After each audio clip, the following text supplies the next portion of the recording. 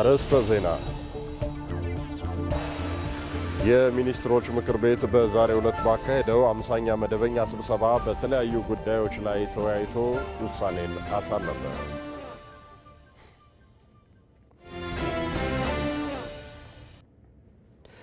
ሰላምና ብልጽግና የሰፈነባት ሀገር መገንባት የወቅቱ ጥሪ ነው ሲሉ ከንቲባ አዳነች አቤቤ አስታወቁ።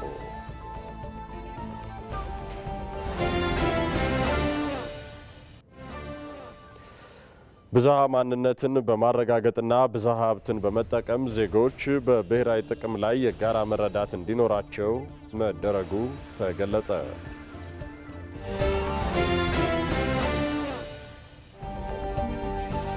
በአማራ ክልል ኦሮሞ ብሔረሰብ አስተዳደር ዞን በሀገር ሽማግሌዎች በተመሰረተው የሰላም ካውንስል ከ800 በላይ ታጣቂዎች ወደ ሰላም በመምጣት ማህበረሰቡን መቀላቀላቸው ተጠቆመ።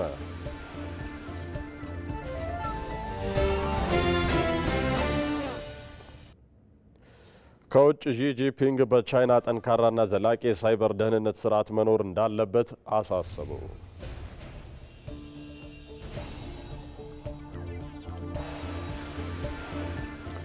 ሰላም የተከበራችሁ ተመልካቾቻችን፣ ከኢትዮጵያ ቴሌቪዥን የህዳር 22 2018 ዓ.ም የቀን 7 ሰዓት የዕለተ ቅዳሜ ዜናዎችን እነሆ ብለናል።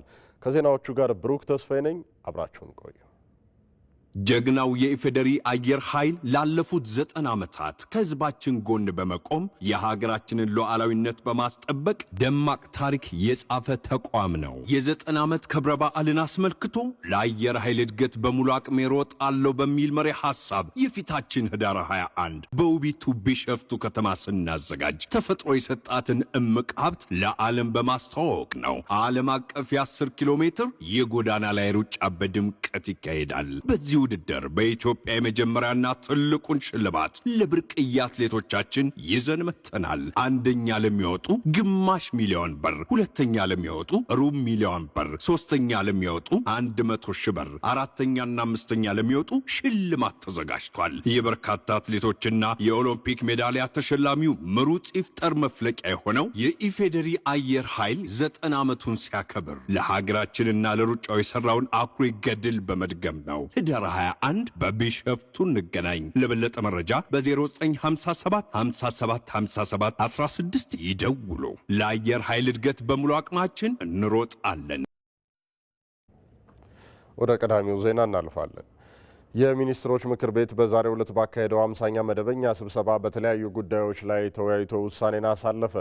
ምክር ቤቱ በቅድሚያ የተወያየው በዲጂታል ኢትዮጵያ 2030 ስትራቴጂ ላይ ነው። ስትራቴጂው ለዜጎች አዳዲስ እድሎችን ለመፍጠር የቴክኖሎጂ አቅምን ለማሳደግና መሰረተ ልማቶቹን ለማስፋፋት መልካም አስተዳደርን ለማስፈንና የኢኮኖሚ እድገትን ለማፋጠን እየተደረጉ ያሉ ጥረቶችን በተሻለ መንገድ ማሳካትን ታሳቢ ያደረገ ነው።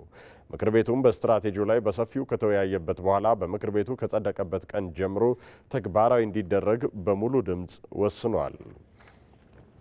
ከዚያም ምክር ቤቱ የተወያየው ከዓለም አቀፍ የልማት ማህበር ጋር በተፈረሙ 2 የፋይናንስ ድጋፍ ስምምነቶች ላይ ነው። የመጀመሪያው ዘላቂና ንጹህ የኢነርጂ ተደራሽነት ለውጥን ለማፋጠን ፕሮግራም ማስፈጸሚያ የሚውል 294 ሚሊዮን 900 ሺህ ኤስዲአር የብድር ስምምነት ሲሆን የ6 ዓመት የችሮታ ጊዜን ጨምሮ በ38 ዓመታት ተከፍሎ የሚጠናቀቅ ነው። ሁለተኛው የምስራቅ አፍሪካ የክህሎት ትራንስፎርሜሽንና ቀጠናዊ ውህደት ፕሮጀክት ማስፈጸሚያ የሚውል ተጨማሪ 20 ሚሊዮን ኤስዲአር የብድር ስምምነት ሲሆን የ6 ዓመት የችሮታ ጊዜን ጨምሮ በ31 ዓመታት ተከፍሎ የሚጠናቀቅ ነው። ሁለቱም ብድሮች ከወለድ ነፃና 0.75 በመቶ የአገልግሎት ክፍያ የሚከፈልባቸው ናቸው። ምክር ቤቱም የብድር ስምምነቶቹ ከሀገራችን የብድር አስተዳደር ስትራቴጂ ጋር የሚጣጣሙ መሆናቸውን በማረጋገጥ ለሕዝብ ተወካዮች ምክር ቤት እንዲተላለፉ ወስኗል። በመቀጠል ምክር ቤቱ የተወያየው የአካባቢ ጥበቃ ባለስልጣንና የኢትዮጵያ ብሔራዊ ቲያትር ለሚሰጧቸው ልዩ አገልግሎቶች የሚከፈሉ የአገልግሎት ክፍያዎችን ለመወሰን በቀረቡ 2 ረቂቅ ደንቦች ላይ ነው። ተቋማቱ አገልግሎት ለመስጠት የሚያወጡትን ወጪ ሸፍነው ገቢያቸውን በማሳደግ ጥራት ያለው አገልግሎት በመስጠት የተገልጋይ እርካታን ማሳደግ በማስፈለጉ የተገልጋዩን አቅም ባገናዘበ መልኩ የአገልግሎት ክፍያ ተመን ተዘጋጅቶ ቀርቧል። ምክር ቤቱም በረቂቅ ደንቦቹ ላይ በሰፊው ከተወያየ በኋላ በፌዴራል ነጋሪት ጋዜጣ ታትመው ከወጡበት ቀን ጀምሮ ተግባራዊ እንዲደረጉ በሙሉ ድምፅ ወስኗል። ቀጥሎም ምክር ቤቱ የተወያየው በአራት የሁለትዮሽ ስምምነቶች ላይ ነው።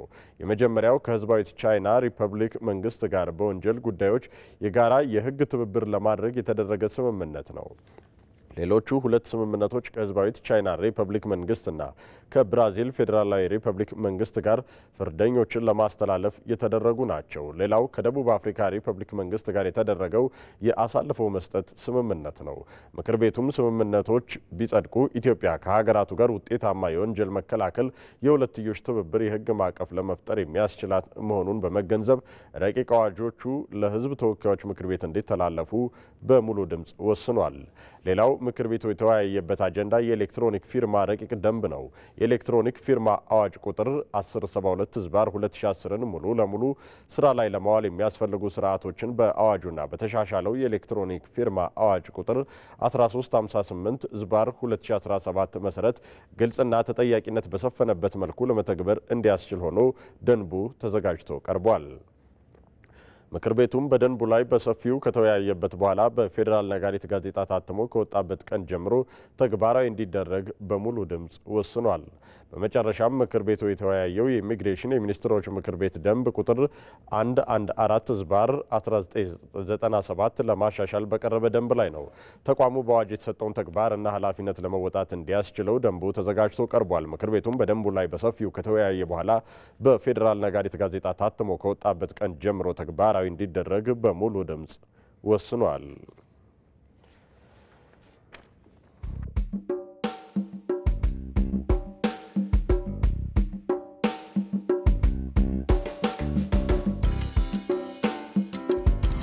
እውቀትም አጥረን ገንዘብም አጥረን ማደግ ፈልገን አብሮ አይሄድም። እድገት የሚመጣው እውቀትና ገንዘብ ያለበትን ቦታ አነፍንፈን ስንስብ ነው፣ ስንገፋ አይደለም። ታሪክ ይፈሳል። ይሰለጥን ዘንድ ስራ ይጠይቃል። ካልሰራን ስልጣኔ አይመጣም። አባይ ታሪክ ነው፣ ንጋት ግን ስልጣኔ ነው። የጀመርነው መልካም ዘር የተሟላ ፍሬ እስኪያፈራ ድረስ ባለማቋረጥ በእኩል መሮጥ ይኖርብናል። እኛ ጨክነን የያዝነውን መልካም ሐሳብና ስራ ስንቀጥል የማናቃቸው በርካታ ሰዎች ተከታይ ብቻ ሳይሆን የተከታይ መሪ ይሆናሉ።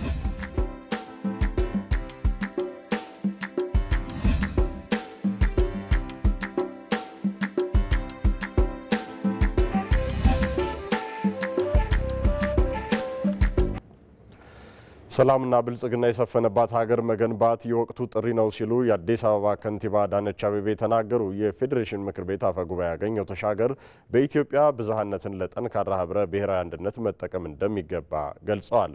20ኛው የብሔሮች ብሔረሰቦችና ህዝቦች ቀን በአዲስ አበባ በተለያዩ ዝግጅቶች ተከብሯል። በከተማ ደረጃ በተከበረው በዓል ላይም የተለያዩ የብሔር ብሔረሰብ ተወካዮች፣ የአዲስ አበባ ከተማ ከንቲባ አዳነች አቤቤ፣ የፌዴሬሽን ምክር ቤት አፈ ጉባኤ አገኘሁ ተሻገር፣ የህዝብ ተወካዮች ምክር ቤት ምክትል አፈ ጉባኤ ሎሚ በዶ እና ሌሎች የመንግስት የስራ ኃላፊዎች ተገኝተውበታል። እዚሁ ጉዳይ ላይ ተጨማሪ መረጃ ሊሰጠን ሪፖርተራችን ይመር አደም በቀጥታ መስመራችን ላይ ይገኛል። ይመር እንደምን ውለሃል? በተከበረው የብሔር ብሔረሰቦችና ህዝቦች ቀን ጠንካራ ህብረ ብሔራዊነትን ከመገንባት አኳያ የተላለፉ መልእክቶች እንዴት ያሉ ናቸው? በዋናነት ኢትዮጵያ የብዝሃ ማንነት ያላት ሀገር ናት። ስለዚህ ይህንን ብዝሃ ማንነት ደግሞ ዜጎች ተፈቃቅረውና ተፈቃቅደው የሚኖሩባት ሀገር የጋራ ጠንካራ የሆነ ህብረ ብሔራዊነትን መገንባት ይገባል የሚል ነው መልእክቱ። እንግዲህ ባለፉት ዓመታት የኢትዮጵያን ብዝሃነት ለጠንካራ ህብረ ብሔራዊነትና አንድነት እንዲጠናከር በማድረግ ረገድ ክፍተቶች ሲስተዋሉ ነበረ። እንግዲህ እነዛም ክፍተቶች ደግሞ አልፎም ለልዩነትን እያሰፉ እስከ ግጭት ድረስ የእርስ በርስ ግጭትንም እስከ ማስከተል ድረስ አድርሰው ሀገርንም ወደ ኋላ ያስቀሩ እንዲሁም ደግሞ የጋራ ማንነትንም በመሸርሸር ረገድ ትልቅ ጥላን ያጠሉ ነበሩ ተብሏል። በዋናነት ደግሞ እንግዲህ በዚህ ወቅት ደግሞ መደረግ ያለበት የተለያዩ የጋራ ተጠቃሚነትን የሚያመጡ የመልካም አስተዳደርና የልማት ስራዎችን ከመስራት ጎን ለጎንም ኢትዮጵያ ብዝሃነቷ የተለያዩ ቋንቋዎች መነገሩ የተለያዩ ብሔር ብሔረሰቦችና ህዝቦች መኖሩ ይህ እንደ ድል ተቆጥሮ ጠንካራ ህብረ ብሔራዊ አንድነትን መገንባት ይገባል የሚል ነው። እንግዲህ ይህም የኢትዮጵያ ብሔሮች ብሔረሰቦችና ህዝቦች ቀንም ሲታሰብ ወይም ደግሞ ሲከበር ይህ ነው። በዋናነት ይህ ቀንም የኢትዮጵያ ቀን ነው ተብሎ ነው የሚታሰበው። ምክንያቱም ኢትዮጵያ ብዝሃ ማንነት ያላት ሀገር እንደመሆኗ መጠን የሁሉም ናት። ሁሉም በሀገሩ ጉዳይ እኩል የሚሳተፍበት እኩል ተጠቃሚ የሚሆንበትና በሀገር ጉዳይ ያገባኛል ብሎ የጋራ ሀገራዊ ስሜትን የሚያዳብርበት እና የጋራ ማንነትም ተከብሮ የሚኖርበት ሀገር ይሆን ዘንድ ይህንን በጋራ ጠንካራ በሆነ መሰረት ላይ ለማቆም መስራት ይገባል ነው የተባለው። እንግዲህ ይህ የብሔሮች ብሔረሰቦችና ህዝቦች ቀን ሲከበር የጋራ አሻራ የሆነው ህዳሴ ግድብ የጋራ ማህተም ስለሆነው ፕሮጀክት በተመረቀበት ማግስት መሆኑ ልዩ ያደርገዋል። ከዛ ባሻገር ደግሞ የኢትዮጵያ የማንሰራራት ዘመንና ጉዞም እየተበሰረበት በመሆኑ ይህ ልዩ ያደርገዋል። የተለያዩ ፕሮጀክቶች ጀምሮ የመጨረስ ህዝብን ተጠቃሚ የሚያደርጉ የሀገርን ገጽታ ሊቀይሩ የሚችሉ የተለያዩ ፕሮጀክቶች እየተጀመሩ መጠናቀቅ እንዲሁም ደግሞ ይፋ የተደረገበትን በመሆኑ ይህ ሊሆን የሚችለው ኢትዮጵያውያን በጋራ አንድነታቸውን ጠብቀው ሰላማቸውን ሲያጸኑ የጋራ ማንነትና ህብረ ብሔራዊነት አንድነትን ወንድማማችና እህትማማችነትን አጠናክረው ጠንካራ ሀገርን መገንባት ሲችሉ ነው ብለዋል። የፌዴሬሽን ምክር ቤት አቶ አገኘው ተሻገር ባስተላለፉት መልእክት እንግዲህ በሌላ በኩል ደግሞ የአዲስ አበባ ከተማ ከንቲባ አዳነች አቤቤም አዲስ አበባ የሁሉም ናት፣ ሁሉም በጋራ የሚደምቅባት ከተማ በመሆኗ መጠን ከተለያዩ አካባቢዎች መጥተው የሚኖሩባት ከተማ ናት። ስለዚህ በጋራ ሆኖ የጋራ ማንነትን እርስ በርስ በመከባበርና የጋራ ሰላምንም በማጽናት የጋራ ማንነትን ጠንካራ አድርጎ ህብረ ብሔራዊ አንድነትን በማጠናከር ረገድ ይህ የሁሉም ኃላፊነትና ተግባር መሆን አለበት። አዲስ አበባ በተለያዩ የልማት ጉዞዎች ላይ ትገኛለች። ይህንን ለማጠናከር የሁሉም ኢትዮጵያውያን አሻራ ያረፈበት ስለሆነ የጋራ ማንነትን በማጠናከር ረገድ ትኩረት የሚሰጠውና የሁሉም ድርሻ ሊሆን ይገባል ብለዋል። ይመራደም ለመረጃዎች አመሰግናለሁኝ። መልካም ጊዜ ይሁንልህ። አዲስ የካፒታል ዕቃ ፋይናንስ ለአምራች ኢንዱስትሪዎች አማራጭ የሊዝ ፋይናንስ ሆኖ እንደሚሰራ የአዲስ አበባ ከንቲባ አዳነች አቤቤ ገለጹ። ከንቲባ አዳነች አቤቤ ከተያዘለት የግንባታ ጊዜ ቀድሞ የተጠናቀቀውን አዲስ የካፒታል ዕቃ ፋይናንስ ንግድ ስራ አክሲዮን ማህበር ባለ 11 ወለል ህንፃ መርቀዋል።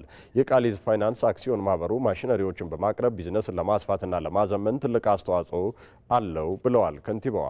ፒያሳ አካባቢ የተገነባው ህንፃው ከተማዋ በምትመራበት መፍጠር እሳቤ የተሰራ መሆኑንም ከንቲባ አዳነች አቤቤ ተናግረዋል። የንግድ ስራ ማህበሩ ለስራ ፈጣሪዎችና በአምራች ዘርፉ ለተሰማሩ ማሽነሪዎችን በሊዝ የሚያቀርብ ነው። በዚህ ስራውም ለበርካቶች የስራ እድልን ፈጥሯል ያሉት የአዲስ አበባ ከተማ ከንቲባ አዳነች አቤቤ ተኪ ምርቶች እንዲመረቱም በር ከፍቷልም ብለዋል። ወደፊትም በተለይ ለአምራች ኢንዱስትሪዎች አማራጭ የሊዝ ፋይናንስ ሆኖ እንዲያገለግል እንደሚሰራ ገልጸዋል። የአዲስ አበባ ምክትል ከንቲባና የካፒታል ዕቃ ፋይናንስ ንግድ ስራ አክሲዮን ማህበር የቦርድ ሰብሳቢ ጃንጥራር አባይ ለአምራች ዘርፉ እስካሁን 30 ሺህ ማሽነሪዎችን በሊዝ ተሰጥቷል ብለዋል። የተቋሙ ዋነኛ ትኩረት በማኑፋክቸሪንግ ዘርፍ ቢሆንም እንደ ጤና ዘርፍ ባሉ የማሽነሪ ግብዓት አቅርቦት ለሚፈልጉ በማቅረብ እየሰራ መሆኑም ተጠቁሟል። ከ11 ዓመት በፊት በ500 ሚሊዮን ብር መነሻነት የተቋቋመው የሊዝ ፋይናንስ ተቋሙ አሁን ላይ 3.3 ቢሊዮን ብር መድረሱን ስራ አስፈጻሚው መሳይ እንሴኔ ጠቅሰዋል። ዘገባው የሪፖርተራችን ይመራደም ነው።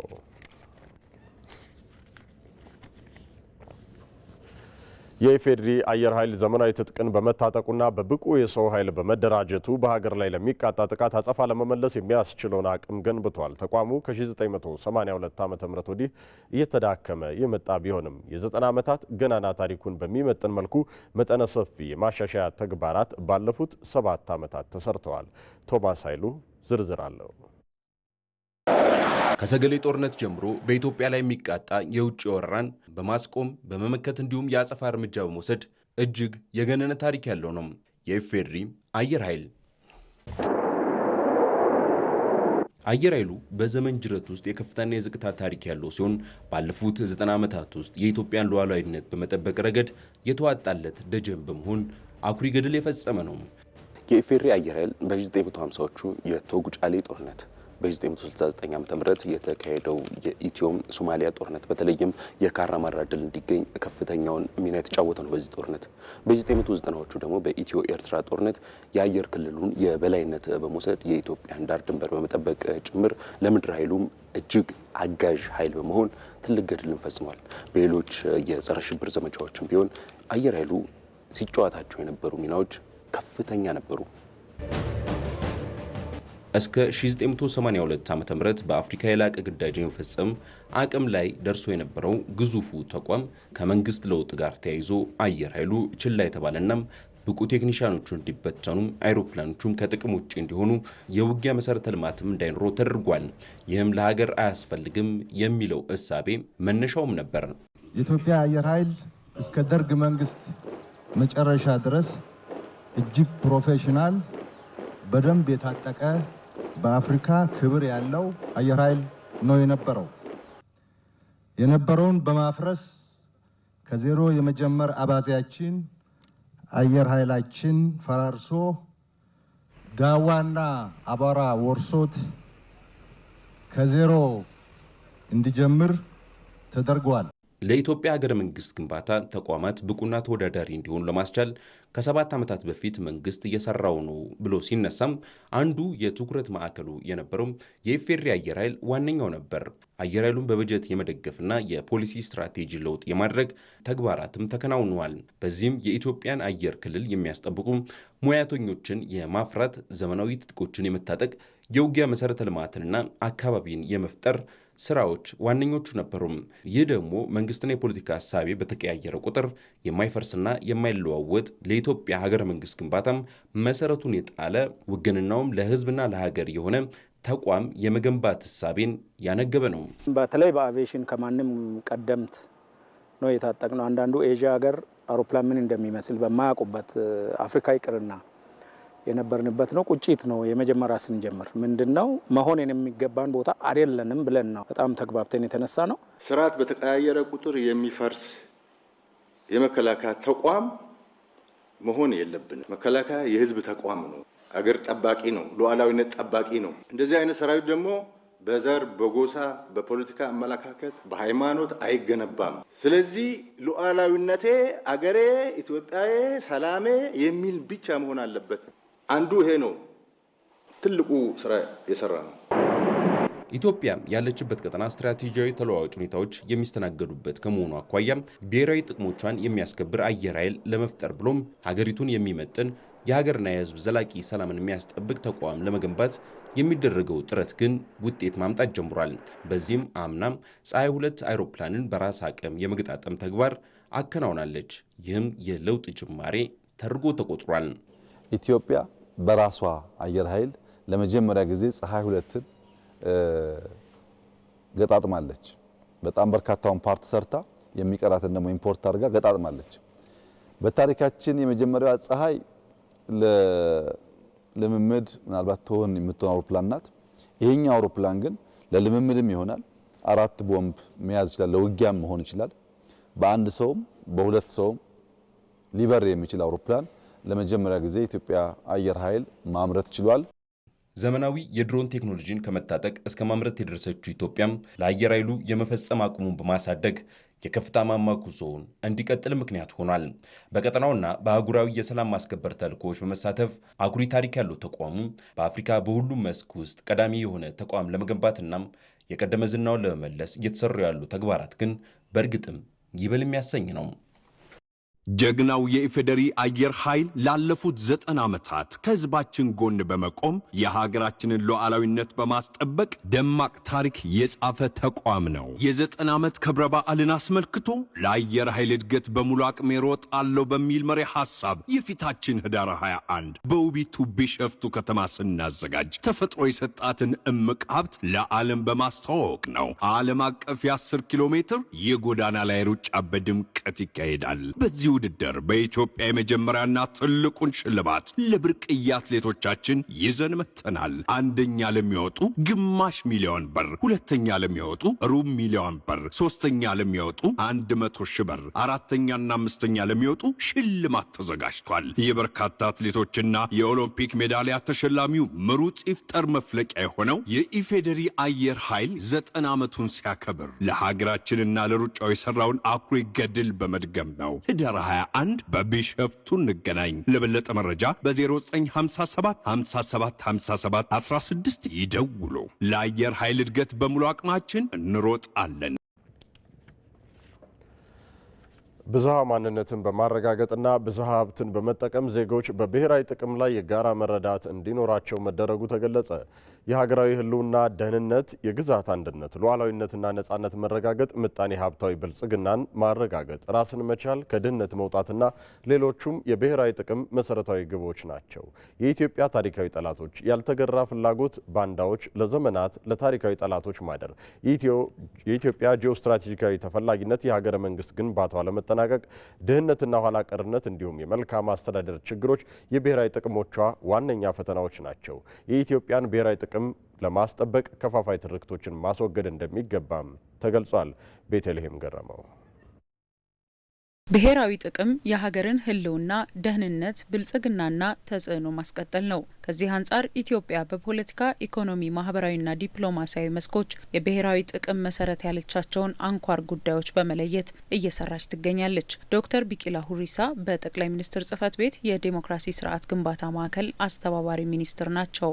የህዝቡ ከድህነት መውጣት፣ የሀገሪቷ በኢኮኖሚ ራሷን መቻል፣ ከጥገኝነት መላቀቅ፣ ኢኮኖሚያዊ ነጻነትንና ሉዓላዊነትን መጎናጸፍ እጅግ በጣም ወሳኝ ጉዳዮች ስለሆኑ እነዚህ ጉዳዮች ለኢትዮጵያ የብሔራዊ ጥቅም ጉዳዮች ናቸው ማለት ነው። ኢትዮጵያ ከየትኛውም የውስጥም ሆነ የውጭ አካል የሚቃጣባትን አደጋ እና ጥቃት የመከላከል፣ የህዝቦቿን ሰላምና ደህንነት የማስጠበቅ፣ በነጻነት የመኖር፣ የህዝብን ሰላምና ደህንነት የማስከበር ጉዳይ እጅግ በጣም ወሳኝ የሆነ የብሔራዊ ጥቅም ጉዳይ ነው ማለት ነው። ሁለንተናዊ ብልጽግና የወቅቱ የኢትዮጵያ ብሔራዊ ጥቅም አንዱ አጀንዳ መሆኑን ገልጸዋል።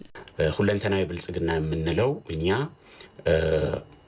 በሀገር ደረጃ የተረጋጋ የፖለቲካ ስርዓት ያለው፣ ሰላምና መረጋጋት ያለበት፣ የዳበረ የዲሞክራሲ ባህል የተረጋገጠበት፣ ሰዎች እርስ በርስ ህብረ ብሔራዊ ወንድማማችነትና እህትማማችነትን ተጎናጽፈው በጋራ የሚኖሩበት፣ የሰላምና የጸጥታ ጉዳይ ችግሮች ተፈተው ዘላቂና አዎንታዊ ሰላም የሰፈነበት ሀገር መመስረትና ይህ ደግሞ በዜጎች የዕለት ተዕለት ኑሮ ላይ እንዲንጸባረቅ ማድረግ አንዱ በጣም ወሳኝ የብልጽግና ኤሌመንት ነው። በብልጽግና ፓርቲ ዋና ጽህፈት ቤት የዓለም አቀፍ ግንኙነት ዋና ዳይሬክተር አቶ ነቢዩ ስሁል በበኩላቸው የሁለንተናዊ ብልጽግና ውጥን ኢትዮጵያን የሚመጥን እድገት የማምጣት አካል ነው ብለዋል።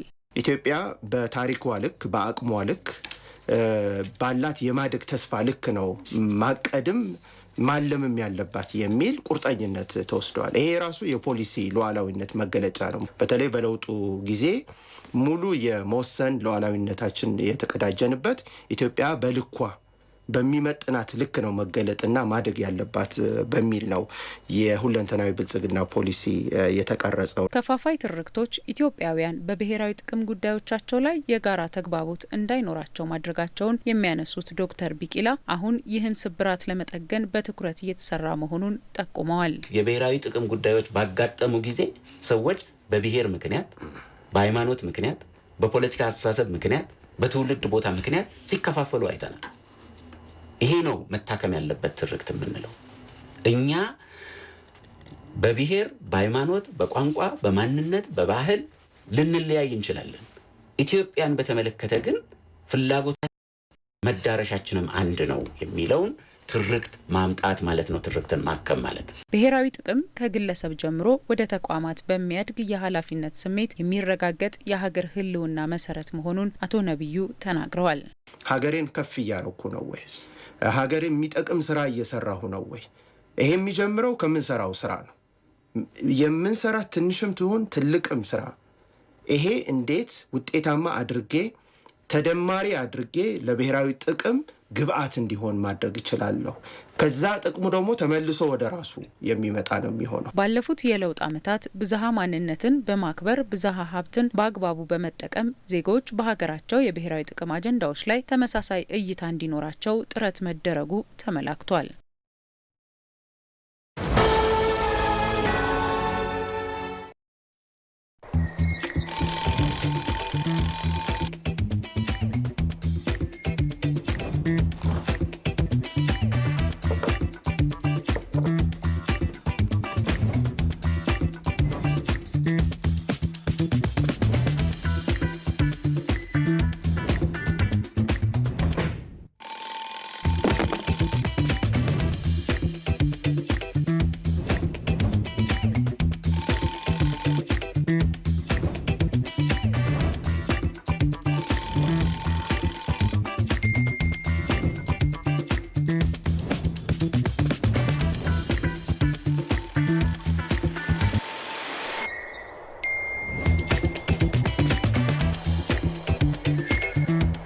የደሞዝ ክፍያ በሲቢኢ ብር ለሚቀበሉ ደንበኞች አሁን ሁሉም ቀሏል። በሲቢኢ ብር ፕላስ በኩል እስከ 4 ወር ደሞዝ ብድር በአንድ ወስደው ያሻዎትን ቀን የደሞዝ ቀን ያድርጉት።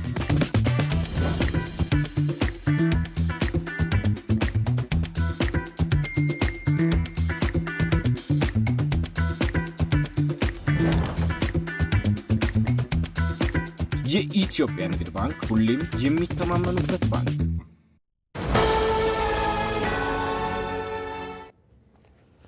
በደን ሀብት ላይ የሚደርሰውን ጉዳት በዘላቂነት ለመከላከል የሚመለከታቸውን ተቋማት ቅንጅት ማጠናከር እንደሚገባ ተጠቆመ። በኦሮሚያ ክልል የደን ሀብት ጉዳት መከላከል ስራ ላይ ያተኮረ የምክክር መድረክ በሻሸመኔ ከተማ እየተካሄደ ይገኛል። በእርሻ ስራ፣ በቤት ግንባታና በማገዶ እንጨት ፍላጎትና መሰል ምክንያቶች በደን ሀብት እየደረሰ ያለውን ጉዳት ለመከላከል ማህበረሰቡን ባለቤት ማድረግ አስፈላጊ መሆኑ ተገልጿል። በምክክር መድረኩ በክልሉ የደን ሀብት በስፋት ከሚገኝባቸው 5 ዞኖች የሚመለከታቸው ተቋማትና የማህበረሰብ ክፍሎች እየተሳተፉ ይገኛሉ። እዚሁ ጉዳይ ላይ ተጨማሪ መረጃን ሊያደርሰን ሚካኤል ገዙ በቀጥታ መስመራችን ላይ ነው የሚገኘው። እንደምን ውለሃል?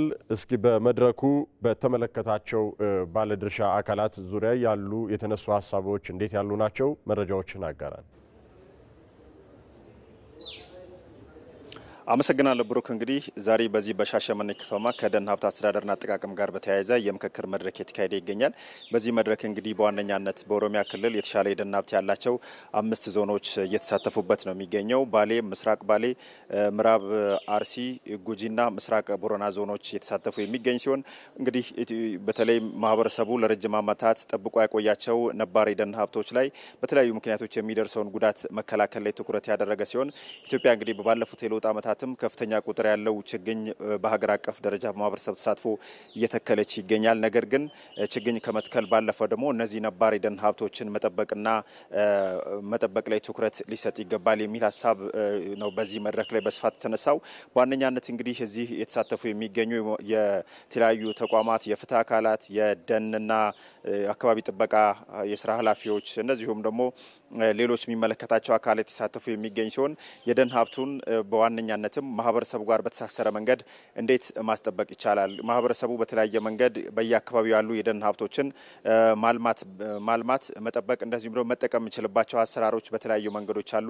በንብ ማነብ ሊሆን ይችላል፣ በመኖ ልማትም ሊሆን ይችላል። በተለያየ መንገድ በአካባቢው ካለው የተፈጥሮ ሀብት እንዴት ይጠቀም፣ እንደዚሁም ደግሞ እንዴት በዘላቂነት ይጠብቀው የሚለው ጉዳይ ዋነኛው ሲሆን ከዚህ ባለፈ ደግሞ በተለያየ ደረጃ በሀገር አቀፍ ደረጃም የደን ሀብት አጠቃቀምና አስተዳደር ላይ ህጎች አሉ። እንደዚሁም ደግሞ በአንዳንድ ቀበሌዎችም ጭምር እዚህ የተነሳው በራሳቸው ጭምር መተዳደሪያ ደንቦችን አውጥተው አካባቢያቸውን የተፈጥሮ ሀብቱን ከሰውና ከእንስሳት የሚጠብቁባቸው አሰራሮች አሉ።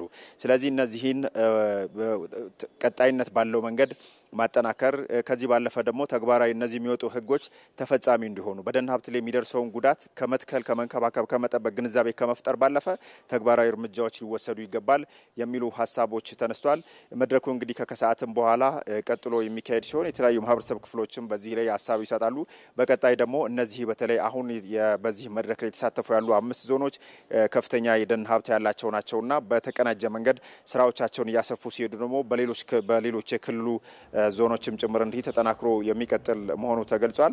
ሌሎች ደግሞ እንዲህ ተጨማሪ መረጃዎች እንዲሁ በምሽት ለተመልካቾቻችን የምናደርስ ይሆናል። አመሰግናለሁኝ ሚካኤል፣ መልካም ቀን ይሆንልህ።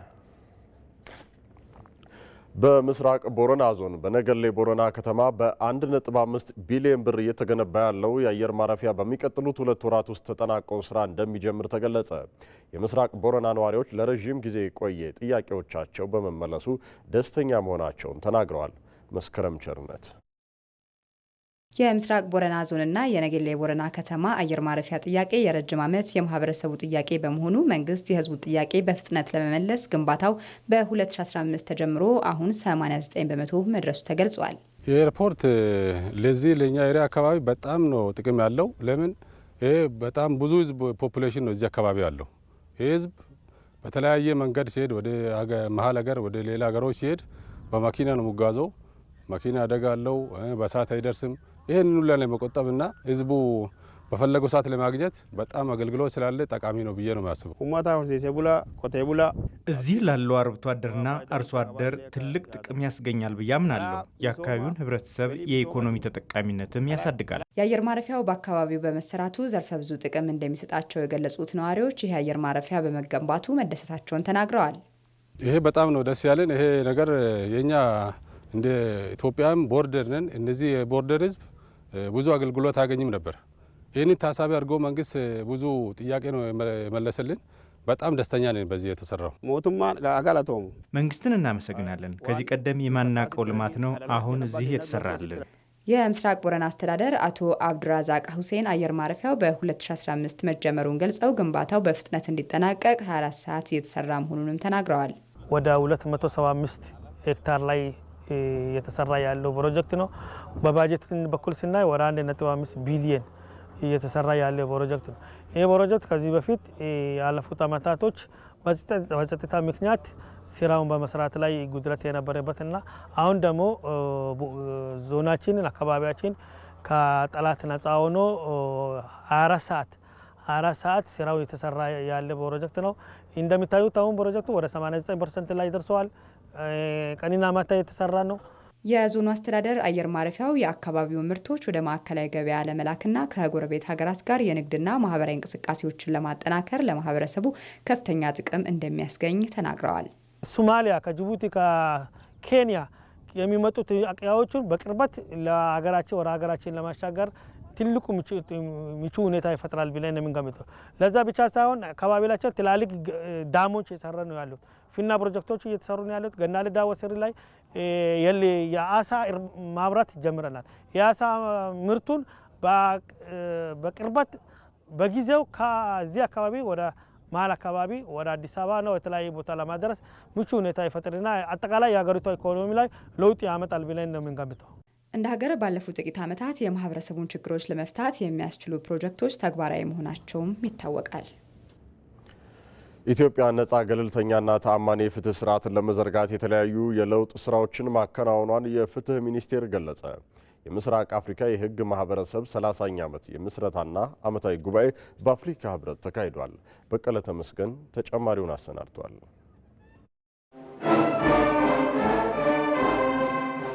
የምስራቅ አፍሪካ የህግ ማህበረሰብ ከፍትህ ሚኒስቴርና የኢትዮጵያ ፌዴራል ጠበቆች ማህበር ጋር በመተባበር 30ኛ ዓመት የምስረታና ዓመታዊ ጉባኤውን በአፍሪካ ህብረት አካሂዷል።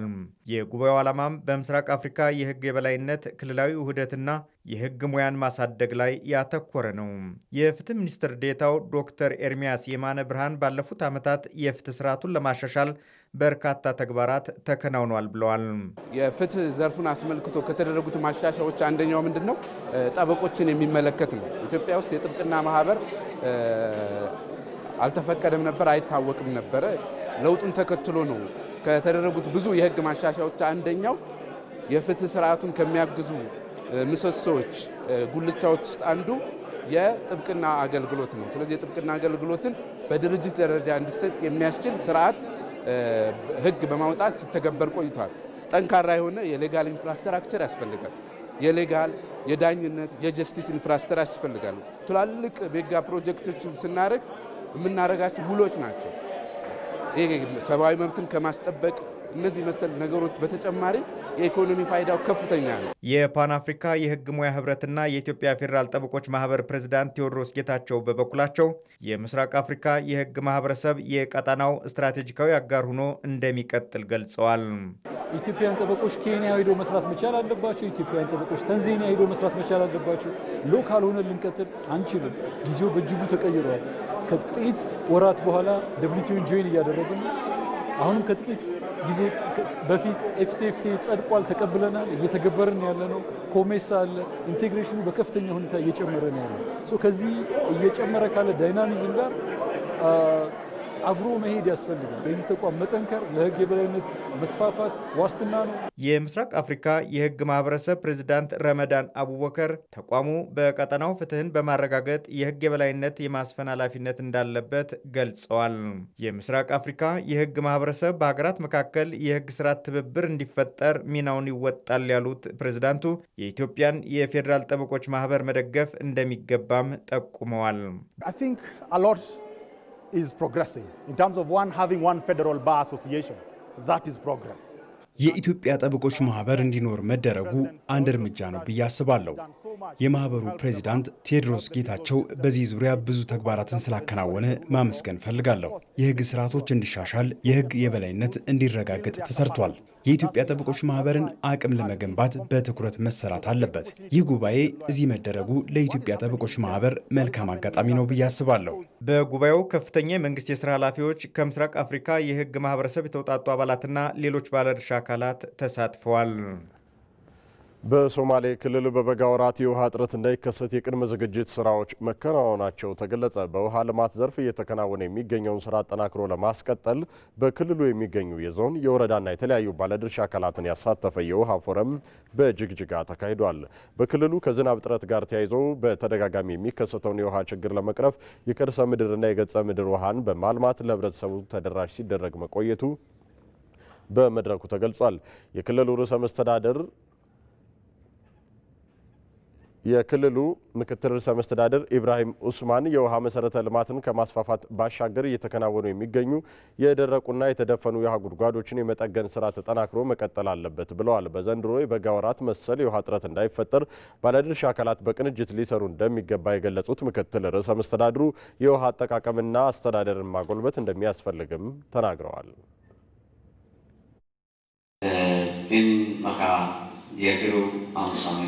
በክልሉ አሁን የምንገኝበት ወቅት የበጋና ደረቅ የአየር ሁኔታ ያለበት እንደመሆኑ መጠን ይህንን ተከትሎ የድርቅ ተጽዕኖዎችን አስቀድሞ ለመከላከል አስፈላጊውን ቅድመ ዝግጅት ማድረግ ይጠበቅብናል። በመሆኑም ባለድርሻ አካላት በየደረጃው ከሚገኙ የተዋቀሩ ኮሚቴዎች ጋር ተቀናጅተው ሊሰሩ ይገባል። በዚህ ላይ የተቋቋሙ ኮሚቴዎችን ወደ ስራ እንዲገቡ ማድረግ ያስፈልጋል። በከተሞችና በወረዳዎች ጥገና የሚያስፈልጋቸውን የውሃ አገልግሎት መስጫዎችን መጠገንና በበጋ ወቅት ለሚከሰተው የውሃ እጥረት ምላሽ ለመስጠት ተገቢውን ቅድመ ዝግጅት ማድረግና ሌሎች አስፈላጊ ስራዎችን በማከናወን ረገድ ከወዲሁ የተጠናከረ ስራ መስራት ያስፈልጋል። የክልሉ ውሃ ቢሮ ኃላፊ ኢንጂነር አህመድ ሚራድ ሌይሌ በክልሉ የውሃ ሽፋንን ለማሳደግ በተከናወኑ ስራዎች አበረታች ውጤት ተገኝቷል ብለዋል። በዘንድሮ በጋ በዝናብ እጥረት ሳቢያ በተለይ በአርብቶ አደሩ ማህበረሰብ ላይ የሚደርስን ጉዳት ለማስቀረት በቅንጅት እንደሚሰራም ነው ኃላፊው ያብራሩት።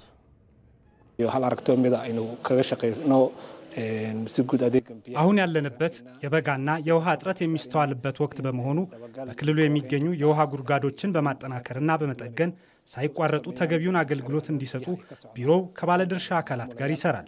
መድረኩም የተሻሉ ስራዎችን የሰሩ ወረዳዎች ለሌሎች መልካም ተሞክሮች የሚያጋሩበት ሲሆን ከዚህ በመነሳት ችግሩ በተለይ በአርብቶ አደሩ የህብረተሰብ ክፍል ላይ የሚፈጥረውን ችግር ለማስቀረት በቁርጠኝነት እንሰራለን።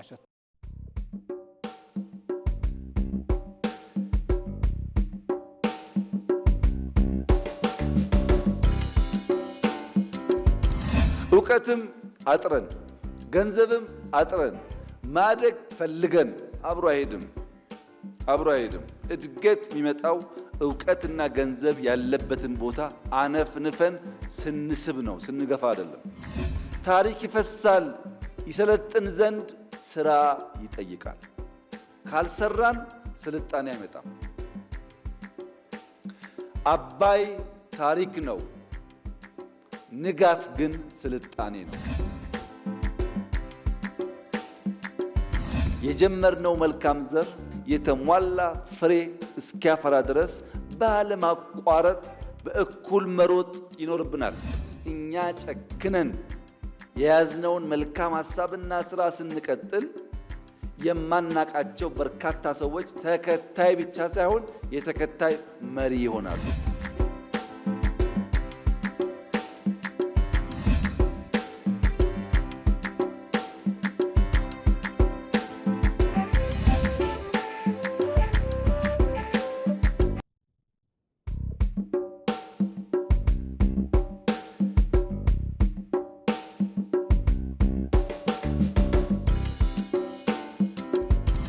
እውቀትም አጥረን ገንዘብም አጥረን ማደግ ፈልገን አብሮ አይሄድም።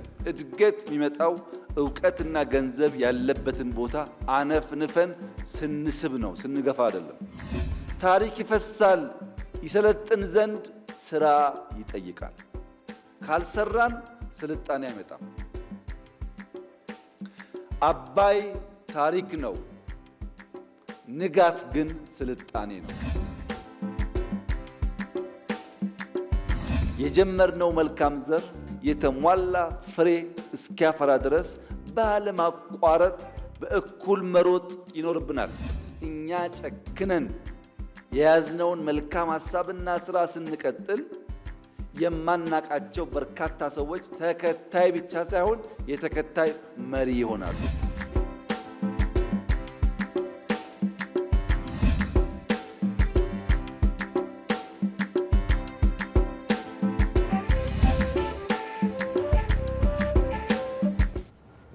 በአማራ ክልል ኦሮሞ ብሔረሰብ አስተዳደር ዞን በሀገር ሽማግሌዎች በተመሰረተው የሰላም ካውንስል ከ800 በላይ ታጣቂዎች ወደ ሰላም በመምጣት ማህበረሰቡን መቀላቀላቸው ተገለጸ። የብሔረሰብ አስተዳደሩ የሀገር ሽማግሌዎችና የሃይማኖት አባቶች የተሳተፉበት በአካባቢው ሰላም ላይ የሚመክር መድረክ በከሚሴ ከተማ ተካሂዷል። ራሄል ፍሬው በኦሮሚያ ክልል ምስራቅ ቦረና ዞን ባለፉት 3 ዓመታት የነበረው የሰላም እጦት ህዝቡን ከቀዬው እንዲፈናቀል ሲያደርግ ቆይቷል። አሁን ላይ ህዝብና መንግስት ባደረጉት ጥረት የአካባቢውን ሰላም መመለስ እየተቻለ ነው። የኦነግ ሸኔ አባላትም በተለያዩ ጊዜያት የህዝቡና የመንግስትን ጥሪ በመቀበል በሰላም ወደ ህብረተሰቡ እየተመለሱ ይገኛሉ። 61 የሸኔ አባላትም አሁን ላይ የሰላም ጥሪን ተቀብለው ወደ ህብረተሰቡ ተመልሰዋል። እነዚህ የሸኔ አባላት እርስ በርስ መጠፋፋት ምንም ጥቅም እንደሌለው በመረዳት ወደ ሰላም መምጣታቸውን ነው ለኢትዮጵያ ቴሌቪዥን የገለጹት። ነጋን ጅራችሁ መታኸይትዮ ፊ ነጋኒ በሰላም መኖር ለራስ የሚጠቅም ነው። አርሰ የምትበላው ሰላም ሲኖር ነው። ህብረተሰቡን ነበር ስንጎዳ የነበረው። ይህ አካሄዳችን ትክክል አይደለም ብለን ነው ወደ ሰላም የመጣ ነው። ብዙ ዓመት ነው በጫካ የቆየ ነው። አሁን በመሳሪያ ፈሙዝ የሚመጣ ለውጥ አለመኖሩን በመረዳት ነው የሰላምን መንገድ የመረጥ ነው። ጥየፈኖ ከነፊ ላለ እግሬ ሲቲ ሙለት ሲንቀቡ ሳስበው ለወደፊትም በዚህ ሁኔታ ለህዝቡ ማመጣው ምንም ጥቅም የለም። ከየት ተነስተን ወዴት እየሄድን ነው የሚለውን ሳመዛዝንም ህዝቡን ከመጉዳት ውጭ ምንም ጥቅም እንደሌለው አውቄያለሁ። ለዚህም ነው የሰላምን መንገድ የመረጥኩት። የሐሳብ ልዩነትን በመሳሪያ ለማሸነፍ ያደረጉት ትግል የወንድማማች መገዳደልን ከመፍጠር ህብረተሰቡን ለስቃይ ከመዳረግና ንብረት ከማውደም ውጪ ያመጣው ትርፍ እንደሌለ በመረዳት ወደ ሰላም መምጣታቸውን ነው የተናገሩት። ቦሶን ቱሩኒ በጫካ እያለን የኦሮሞ ወንድሞቻችንን ነው ስንገድል የነበረው። የራሳችንን ህዝብ ነበር ስንጎዳ የነበረው። እንታገልለታለን ያልነውን ህዝብ የምንጎዳ ከሆነ የራሳችንን ወንድም እህትና እናት አባት የምንጎዳ ከሆነ ጫካ መቆየቴ ምንም ጥቅም የለውም ብዬ ነው ወደ ሰላም የመጣሁት። ህዝቡ ይህንን የሰላም እጦት እንደማይፈልገው ተረድቻለሁ። በጦርነት ውስጥ መቆየታችን ያመጣው ለውጥ እንደሌለ ባለፉት ዓመታት አይተናል። ወደ ሰላም የመጣሁትም ህዝቡና መንግስት ያቀረበውን ጥሪ በመቀበልና በራሴ ፍላጎት ነው። የአንድ እናት ልጆች እየተገዳደሉ መሆኑን ስረዳ ነው እኔም የሰላምን መንገድ በመምረጥ ወደ ህብረተሰቡ የተመለስኩት። የምስራቅ ቦረና ዞን አስተዳዳሪ አቶ አብዱራዛቅ ሁሴን እንደገለጹት ከ2 ዓመት በፊት በዞኑ መንቀሳቀስ አስቸጋሪ ነበር። አሁን ላይ በተሰራው ሰላምን የማስፈን ስራ የነበረው ሁኔታ መቀየሩንም ነው የተናገሩት። በዞናችን ለረጅም ጊዜ የነበረው የሰላም ችግር እየተፈታ ነው። በጫካ የነበሩ የሸኔ አባላት ወደ ሰላም እየመጡ ነው። በዚህ ዓመት በ4 ዙር ወደ ሰላም የመጡ የሸኔ አባላት አሉ። ባለፈው ዓመትም 900 በላይ የታጠቁ የሸኔ አባላት ወደ ሰላም መጥተዋል። ለህብረተሰቡ በተሰጠው ግንዛቤ ማስጨበጥ ስራ በጫካ ያሉ የሸኔ አባላት ወደ ህብረተሰቡ በሰላም እየተመለሱ መሆኑ ታውቋል። ክቡራን ተመልካቾቻችን ቀደም ሲል የተከታተላችሁት ጥንቅር የሀሳብ ልዩነትን በመሳሪያ ለማሸነፍ ያደረጉት ትግል ወንድም ወንድሙን ከመግደልና ህብረተሰቡ ለስቃይ ከመዳረግ ውጭ ያመጣው ትርፍ አለመኖሩን በመረዳት ሰላማዊ መንገድን መምረጣቸውን በምስራቅ ቦረና ዞን የሸኔ አባላት መግለጻቸውን የተመለከተው ነው። በኦሮሚያ ክልል ምስራቅ ቦረና ዞን የህዝብና የመንግስትን የሰላም ጥሪ የተቀበሉት 61 የሸኔ አባላትም ወደ ህብረተሰቡ በሰላም መመለሳቸውን ቀደም ሲል ከተከታተልነው ባልደረባችን ጀማል ነጌሶ ከስፍራው ያደረሰን ዘገባ ጌታቸው ባልቻ ያቀረበልን ነበረ። በአማራ ክልል ኦሮሞ ብሔረሰብ አስተዳደር ዞን በሀገር ሽማግሌዎች በተመሰረተው የሰላም ካውንስል ከ800 በላይ ታጣቂዎች ወደ ሰላም በመምጣት ማህበረሰቡን መቀላቀላቸው ተገለጸ። የብሔረሰብ አስተዳደሩ የሀገር ሽማግሌዎችና የሃይማኖት አባቶች የተሳተፉበት በአካባቢው ሰላም ላይ የሚመክር መድረክ በከሚሴ ከተማ ተካሂዷል። ራሄል ፍሬው በኦሮሞ ብሔረሰብ አስተዳደር በሰላም ጉዳዮች ላይ ትኩረቱን ያደረገ ውይይት በከሚሴ ከተማ ተካሂዷል። በመድረኩ የሀገር ሽማግሌዎች የወረዳቸውን ሰላም ለማረጋገጥ ከጸጥታ መዋቅሩ ጋር በመሆን በጋራ እየሰሩ በመሆኑ የተሻለ ሰላም ስለመገኘቱ ይገልጻሉ። በሉጎ ክላስተር የሚባለው እዛ ላይ በመወያየት በመተማመን የሚመታውን መተን የሚመከረውን መክረን የሚዘከረውንም ዘክረን ከወረዳችን ውስጥ ካወጣን በኋላ ወደ ጎረቤት ወረዳ አለፍን። ያንን ጎረቤት ወረዳውንም እስከ ጫፍ እስከ አንገት ድረስ የደረሰውን ችግር በመወያየት ዞኗ በጥሩ ሁኔታ ላይ አለች ማለት ይቻላል። የሀገር ሽማግሌ፣ ሃይማኖት መሪ እንዲሁም የመንግስት መዋቅሮች፣ የህዝብ ተወካዮች ተባብሮ የታች ድረስ አንድነትን ፈጥሮ የምግብ ዋስትናችን የምናረጋግጥበት ከድህነት የምንወጣበት ሀሳብ መፍጠር አለብን። የኦሮሞ ብሔረሰብ አስተዳደር የሰላም ካውንስል ሰብሳቢ አቶ ዳመነ ታደሰ በተቋቋመው የሰላም ካውንስል በኩል በተደረገው የሰላም ጥሪ ከ800 በላይ ታጣቂዎች ወደ ሰላም መምጣታቸውን አስገንዝበዋል። የሰላም ጥሪው በመኖሩ በፊት ከነበሩት ችግሮች አብዛኛው የዞናችን ቀበሌዎች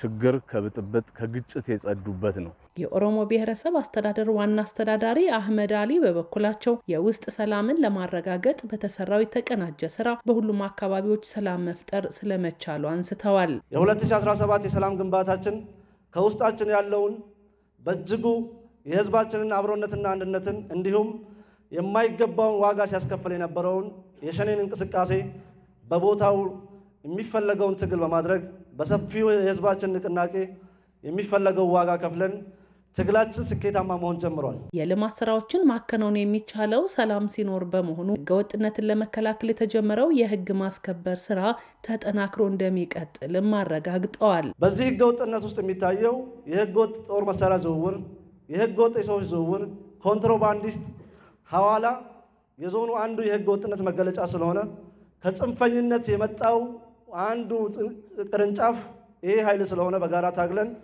ዞናችን ከጽንፈኝነት ሴራና ፍላጎት በወጣ ሁኔታ አስተማማኝ ዞን ለመፍጠር ዞኑ ሰላማዊ ሁኔታውን አስተማማኝ ለማድረግ የተለመደውን አበርክቷቸውን ከጎናችን እንድትቆሙ ጥሬን አቀርባለሁ። እንደ አሚኮ ዘገባ መድረኩ ከየወረዳው የተውጣጡ የሃይማኖት አባቶች፣ የሀገር ሽማግሌዎችና የሰላም ካውንስል አባላት የተሳተፉበት ነው። ጂ ጂንፒንግ በቻይና ጠንካራና ዘላቂ ሳይበር ደህንነት ስርዓት መኖር እንዳለበት አሳሰቡ። የቻይናው ፕሬዚደንት ጂ ጂንፒንግ ቻይና በኢንተርኔት የሚሰራጩ ይዘቶችን ደህንነታቸው በተጠበቀና በኃላፊነት ለማስተዳደር ጠንካራና የረዥም ጊዜ ስርዓት እንደሚያስፈልጋት ተናግረዋል። ጂ በሲፒሲ ማዕከላዊ ኮሚቴ ፖለቲካ ቢሮ ስብሰባ ላይ ባደረጉት ንግግር የኢንተርኔት ይዘቶች ንጹህና ጤናማ የሚሆኑበት ስርዓት አስፈላጊ ነው ብለዋል። ከ2012 ጀምሮ የቻይና ኮሚኒስት ፓርቲ ለሳይበር ደህንነት ትኩረት መስጠቱን የተናገሩት ይህም ጎጂ ነገሮችን እንዳይከሰቱ አስችሏል ብለዋል። ለመጪው ጊዜ ግን ወደፊት መንግስት በኢንተርኔት መድረኮች ሚዲያዎችና በዘርፉ የሚሰሩት የተቀናጀ እርምጃ እንዲወስዱም ጥሪን አቅርበዋል። አዎንታዊ ይዘቶችን እንዲደግፉና በይነመረቡም የሞራልና የባህል እሴቶችን የሚያበረታታ ቦታ እንዲሆን ያስፈልጋልም ብለዋል። ዘገባው የሲጂቲኤን ነው።